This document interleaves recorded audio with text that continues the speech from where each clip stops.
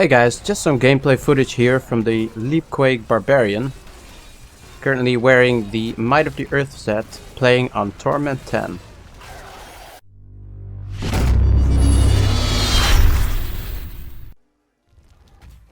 Alright, so let's go over the gear here.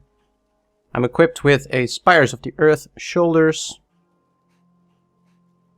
the Eyes of the Earth, Spirit of the Earth chest, and I'm rolling everything for earthquake damage.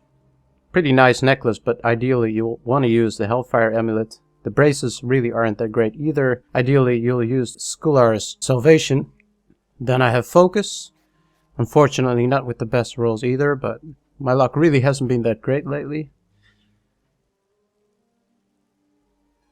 The gloves, however, are pretty nice. This is the ideal stats that you'll want for them. Attack speed is really not necessary. This belt really isn't that great either. Ideally, you'll want the Dread Iron. Then the pants here, which could use some tuning. And the boots to complete the set. And of course, the weapon here, Blade of the Tribes, which is pretty much vital for this build. Then the skills here, Earthquake with Cave In rune.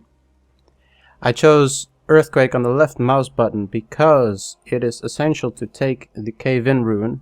Because if you look at the 4 set, you'll see that every time you leap, you'll cause an earthquake. And if you don't have Earthquake on your skills, it has no rune. And the Cave In rune is pretty much essential to play this build efficiently.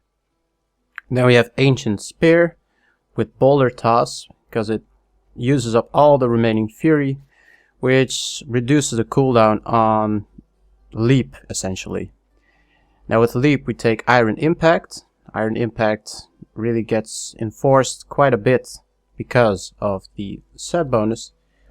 Then we take Threatening Shout for extra damage and extra crowd control. We take Warcry with Veteran's Warning for another boost of crowd control and damage. And then we take Battle Rage with Bloodshed, which with that rune increases the AoE damage quite significantly. With the passive skills we take Earth and Might, simply because that increases our fury generation quite substantially and thus reduces the cooldowns. And we take Rampage. Brawler, well, there's different options for this, but I think Brawler is pretty good, and especially just for Torment 10. And then we take Ruthless, simply to deal that extra damage when the mobs are near death. Now let's go over the Paragon Points. Ideally you want to focus on movement speed first, then take Maximum Fury, and then the rest of the points in Strength. With offense, you go for cooldown reduction, critical hit chance, and critical hit damage in that order. And defense, you'll go for resist all first, then life, then armor.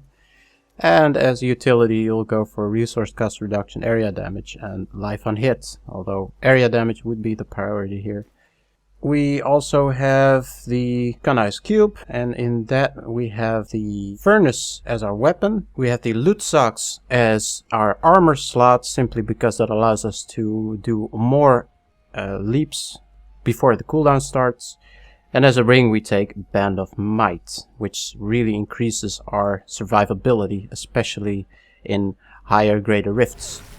Now, my personal opinion about this playstyle is that it actually feels very visceral, very action-packed.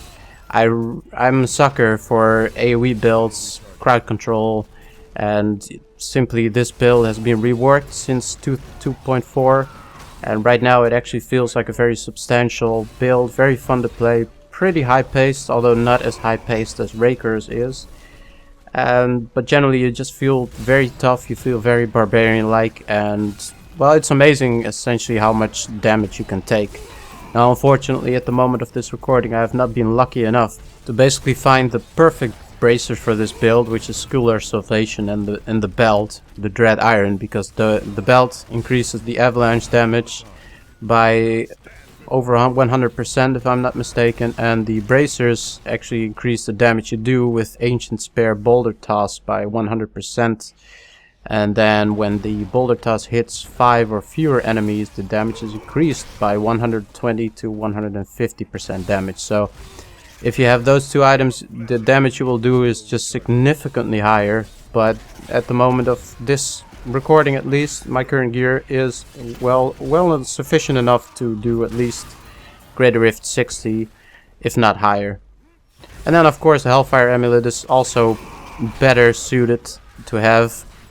Now the playstyle of this build is pretty simple and straightforward, but very fun if you ask me, because it has quite a bit of a logical rotation to it. Now what you want to do is use Warcry and Battle Rage buffs and keep them activated throughout the Rift, and simply use Warcry whenever you can to increase the damage even further, simply because that sword allows it. And then also while leaping, use Threatening Shout between the leaps to debuff your enemies and increase the damage they take by 25%.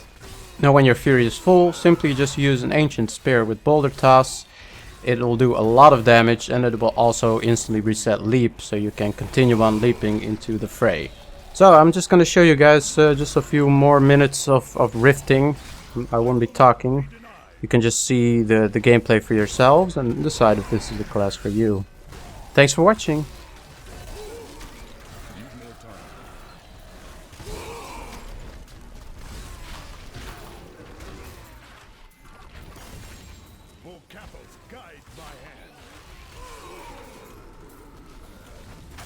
Still recharging. I will not be denied. The Rift Guardian has come. Need more time. Not enough fury.